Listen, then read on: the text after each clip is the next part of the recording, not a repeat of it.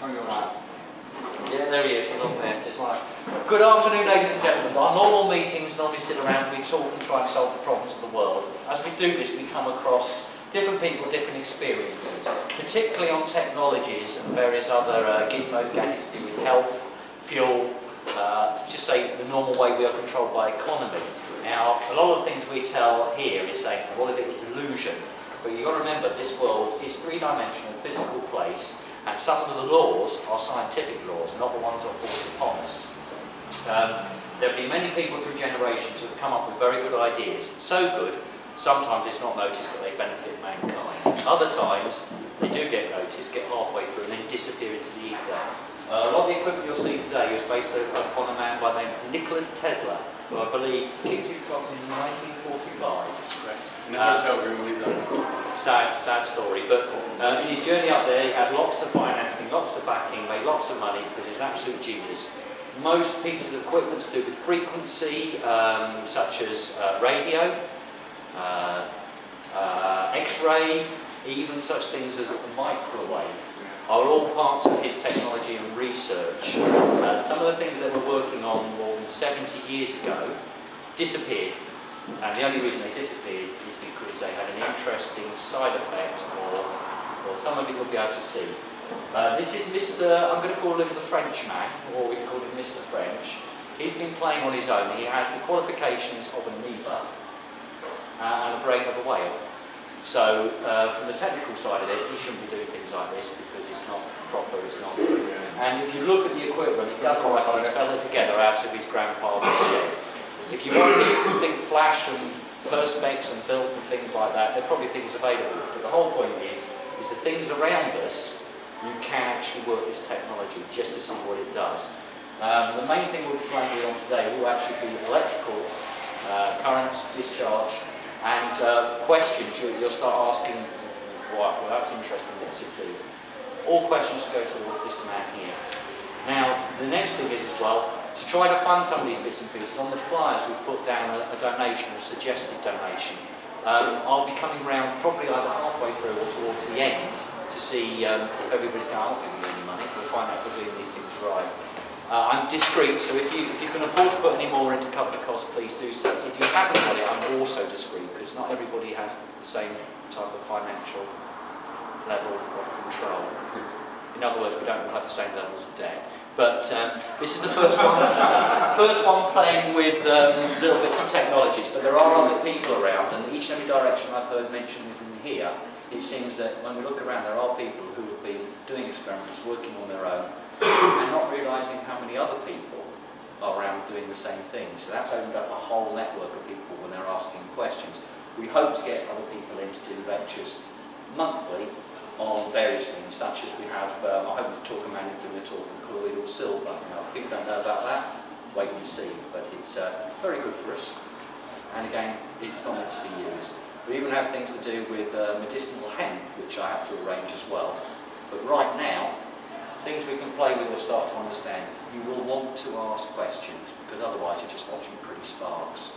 Listen to what you say yourself, because every question you answer, you've answered it yourself really. Yeah, for the whole group. May I introduce Mr. French. I'll be giving one assistance to the audience shortly. Be prepared. Right, so how many of you understand the basics of electricity? Okay, how many of you don't but are really interested? You. Okay. Right, this first one, I don't know if everyone's saw it, is a monopolar motor. And how it works is underneath this battery is a neodymium magnet.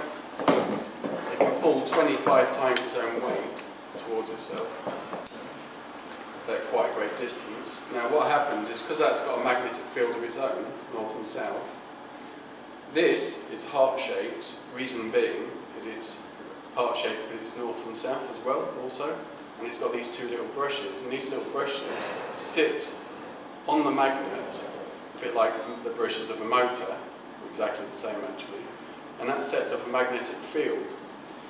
And because there's two magnetic fields each opposing each other, that's how they drive, because like poles repel opposite poles attract. And I think the battery's running out. I think it's earthing to the level.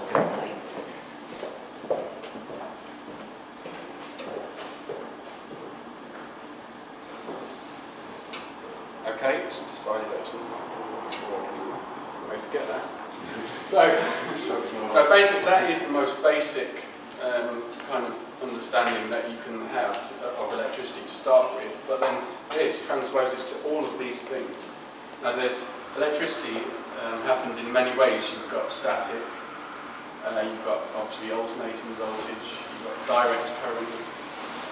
The thing Tesla's, the reason why he built this is because at the time DC was the most sort of like widely sought and mostly understood form of voltage.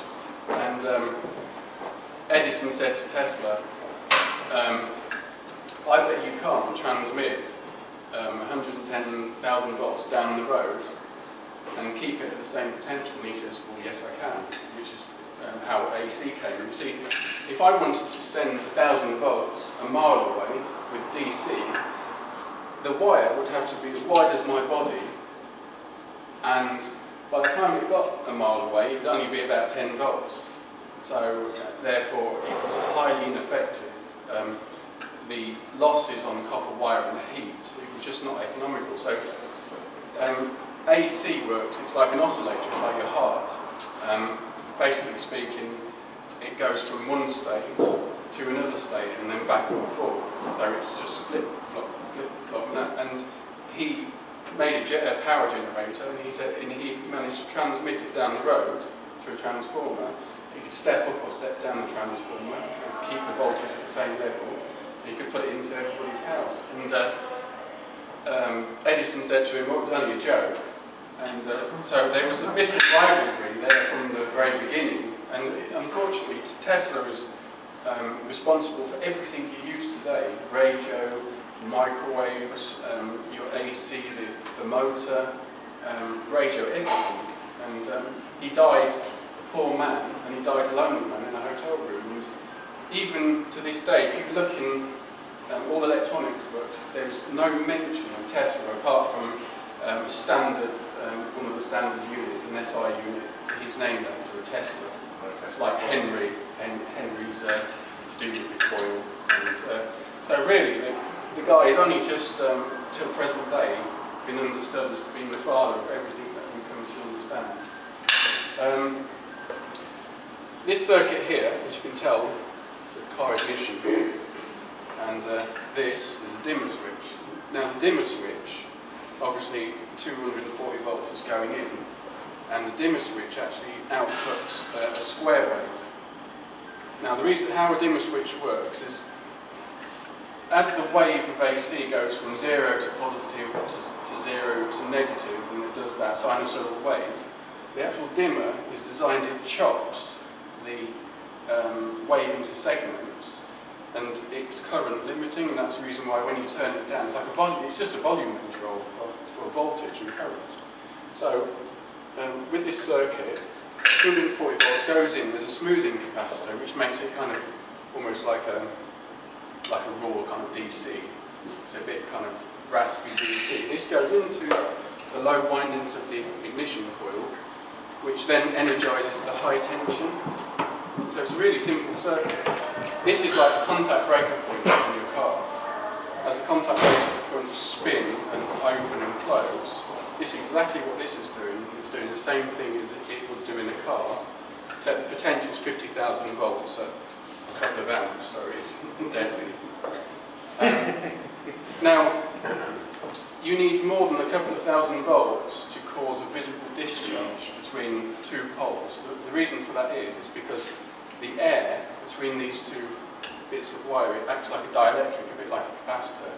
So there's contact there, but you can't see it. It's ions, negative and positive ions, flow between these until you've got roughly a potential. Now, a rule of thumb is that you've got a couple of million volts a meter. So you can subdivide this little distance here and work out that it's operating at like a couple of thousand volts. And if you do it below a couple of thousand volts, you won't get a discharge. No. The air will insulate. Yes. And prevent the Yes. spark from jumping. Exactly. Above that, potentially the spark. Yeah, that's how ozone generators work, because they use that property of high current, but the spacing, it rips the air. So this, it should work. What usually, this is a Jacob's ladder, by the way. You've got arcing because the air is ionised. It rides up the ionisation column. If this had a glass jar around it and an inert gas, it would be like a plasma ball. So.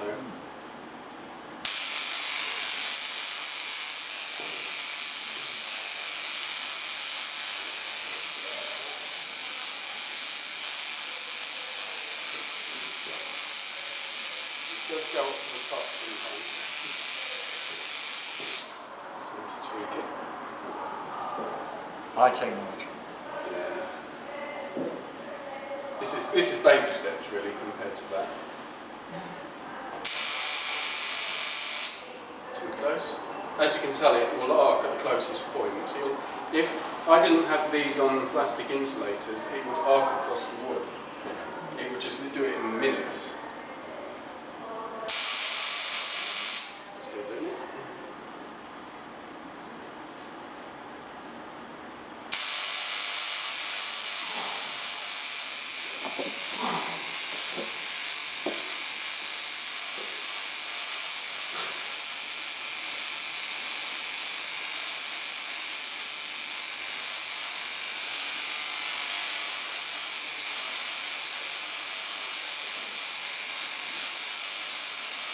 You get a better view on it from the side than you do it from the front. You get a better view on it from the side than you do from the front, Jack.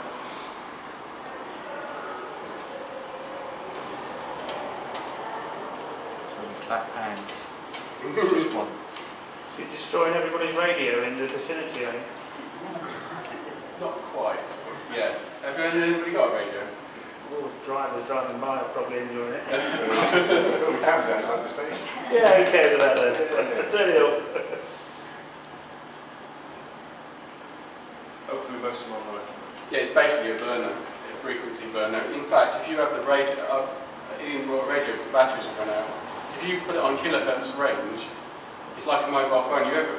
You've had some audio equipment on and you get ding, ding, ding, ding, ding, ding, ding, ding. It does the same thing, but literally, when I made this, I was in a room sharing like a shack flare, a flat share, shack flare, and literally they were going, I can't make no mobile calls. What's the problem? And literally, it was burning the frequency. And the good thing about today is there's no humidity in the air, so it's perfect for sparks. If it was rainy, you get quite a lot of loss because of the saturation of the water in the air.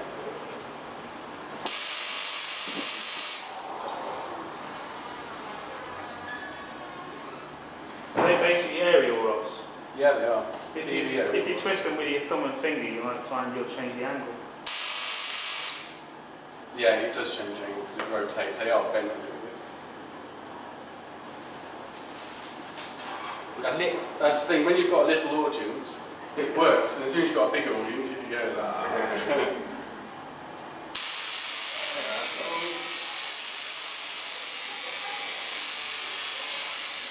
It's like the Frankenstein movie. So if you touch that, you fly across the room. I have done it accidentally.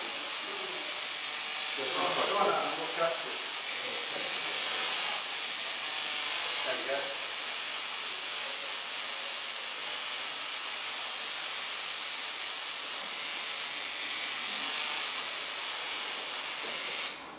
Right, so that's... So is there a stage when you turn your dimmer up too high that it goes to a far richer in the dimmer? No, it rasps the frequency. You see, You're only putting it into a 12-volt coil though, aren't you? Yes. 240-volt base. Yes. So there must be a time when you turn that right up that you blow something. I haven't blown it yet. You've had it on full? Yes. Nice.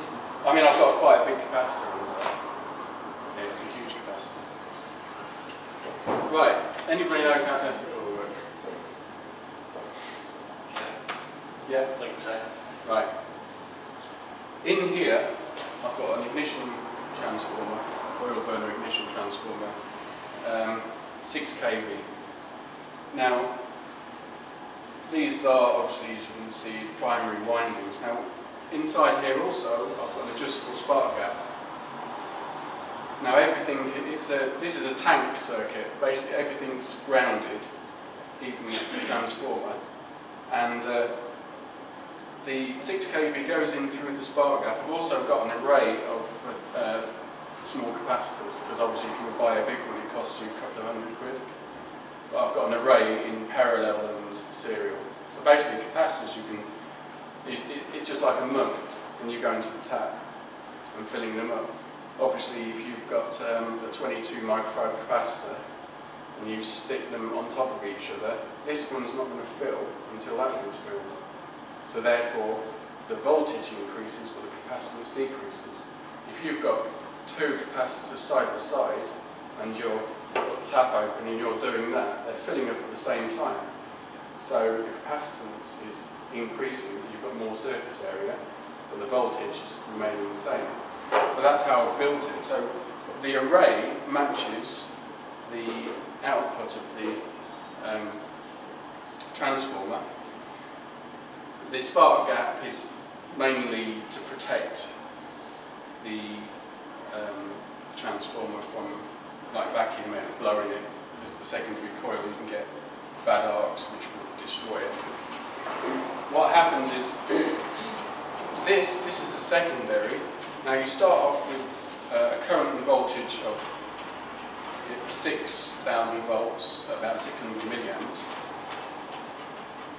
These multiply the input voltage. There's this is a this is a primary tap, so I can tap these to tune the frequency. The oscillator is like the beat of a drum, with all of that voltage and potential going through.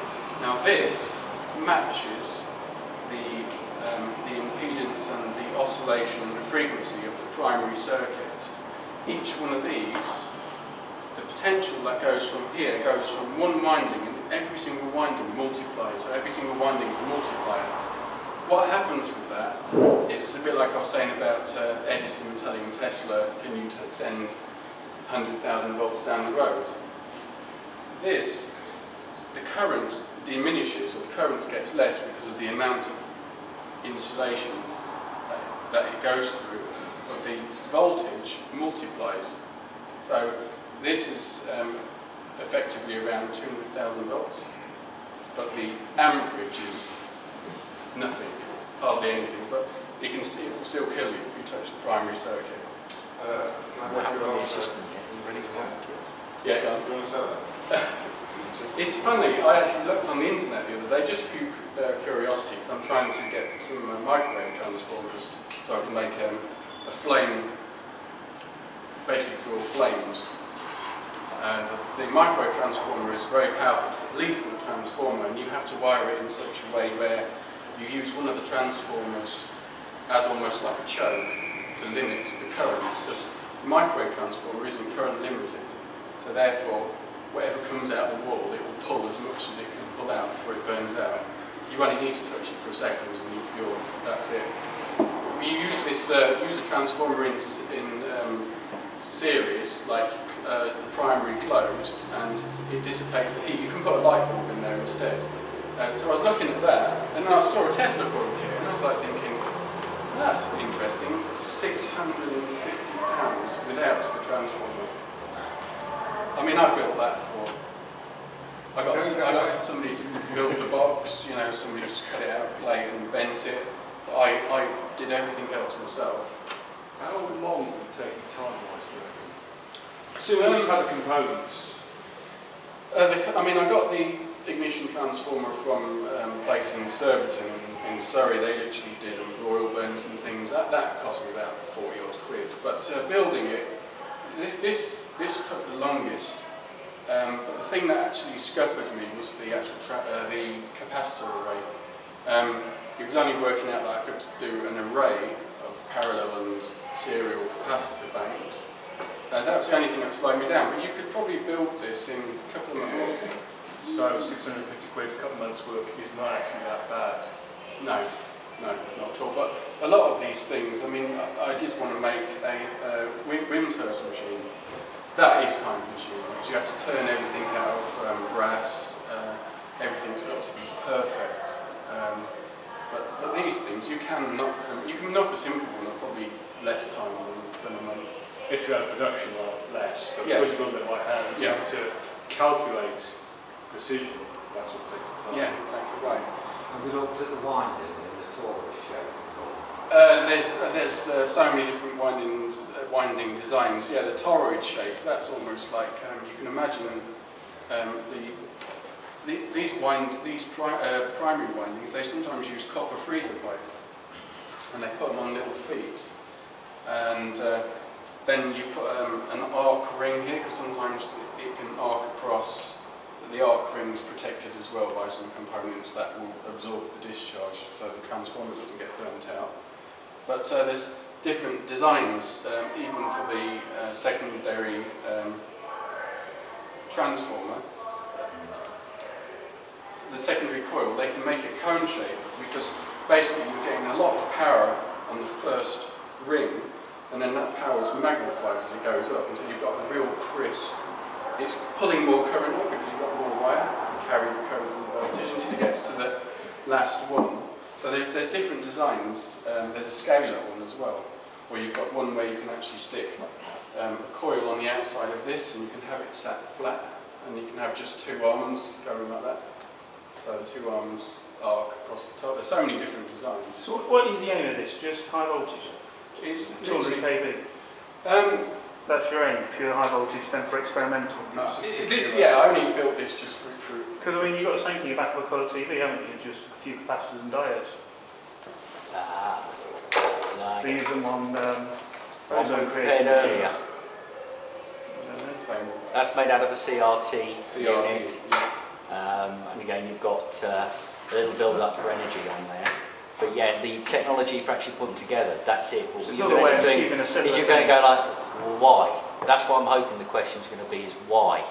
Why bother if we're just sticking high voltage out?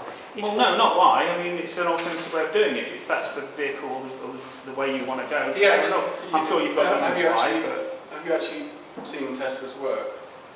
I've covered it, but so vaguely, and like you said, it's not in your face when you get lectured or taught electronics. No. Well, this was initially designed at Colorado Springs. He built a massive tower. Massive towers made out of... But all this is around the time where electronics is evolving. I mean, these guys are uncovering the theories, playing around with left-hand rule and stuff like that, and developing. I would say that this technology leads on to the concept that we have a massive energy field around us right now, operating in a very similar fashion to this. Yes, this some is of us are aware of it, and some of us aren't. Yeah. And that free energy we can tap into. If we that is an example. I personally think I don't feel it what is available to us now. I hear what you're saying, and I don't have a problem with that. Could I suggest that we let Mr. French give his presentation and perhaps save any questions for Well, it's interesting to see what you think. This was originally designed. I think it's amazing. It's designed in Colorado, but its use. He built this tower, which is about 100 foot, made of cross wood and piles. He had like he had a wire. It's a massive. Well, it's like a pile, like a pile driver, on like chains going 100 foot onto the surface of the ground, and then 100 foot back into the ground, and there was a great big cavern under the ground. Now, what he did with this, he found the resonant frequency of the Earth, because if you think of conker, you've got the seed in the middle, you've got the shell on the outside. He's sat in the middle, say the middle is where we are, or the surface.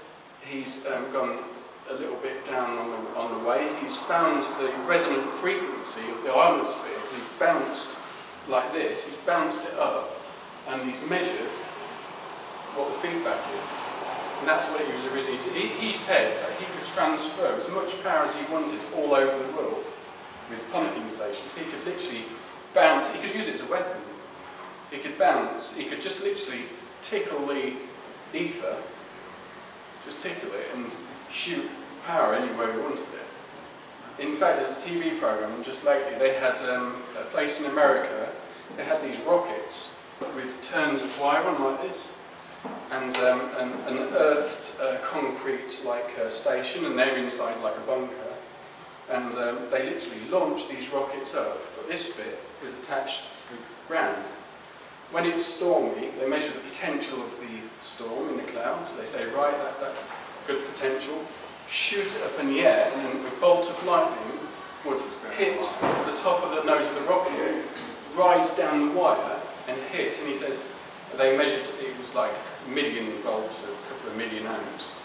And they said this is what happens if you get it wrong. So they did it when they didn't know what the potential was. Shoved it up in the air.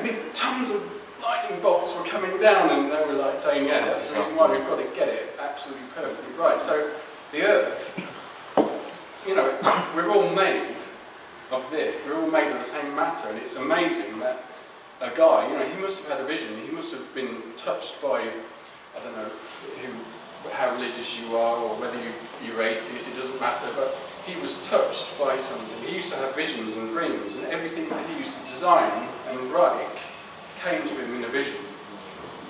So I mean, it's amazing. I mean, some people might just wake up in the morning and completely ignore the fact that, hey, I just had a dream. Yeah. But he actually drove the 20th century. You know. I've read, I don't know if it's true or not, but I've actually read that some of the designs he got, he never put on paper, but he could run them maybe for a few years, then go back in his vision to see, well, it was warm or how it was working. Yeah. So it was kind of, you know, all accounts, it seemed a real gift. Yeah, I read something, this is very, very true, but they, you know, people like Charles Darwin, he did this study. There was an island and there were some monkeys there. He got a sack of potatoes, introduced these potatoes, which didn't grow there, and they picked these potatoes up and ate them and spat them back because they were dirty and muddy. And they did the same experiment somewhere else. The monkeys had actually learned to wash them before eating them. And it's like an idea. You might have an idea and you might say, this is solely my own idea. But somebody else somewhere along the other side of the world is actually thinking exactly the same thing as you. And I believe that we're tapped into this energy field. You know, I know you might think it sounds like Return of the Jedi and all of that, but I believe we are intrinsically bonded to this energy, and this energy is how ideas are formed. I've got a concept. It's proven by history, isn't it? The number of inventions coming up around the same time. I've got a concept for you. Right. You're born. You're a chemical, electrical, biological entity. Yeah. Energy's been proven that it doesn't die. It can be transformed. It can be made smaller and more powerful. It can be made larger and not so powerful. But it never dies. So when you die, what happens to your coded energy? What happens to the things that you've dreamt of, the things that you've made, if you've made inventions and you've driven the future, what happens to that? Big green monster in the sky robs it all. Yeah. Sorry. But it's true. What happens to it? It's like deja vu. What is deja vu? It's a deja vu you've got somebody else's past. You know what I mean? Anyway, a Tesla coil basically is a radio. This is an air core it's an air core transformer, effectively, an air core coil. Transformer, it's in the word. It transforms something from one state of matter or potential into another, and it does that quite well. And not because I've built it, but.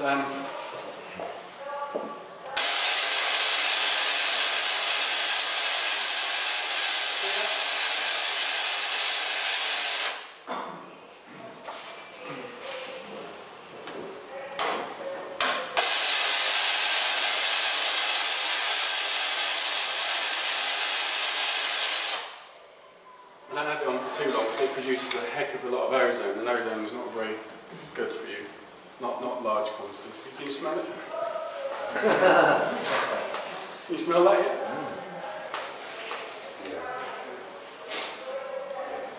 So why was the light bulb lighting up then?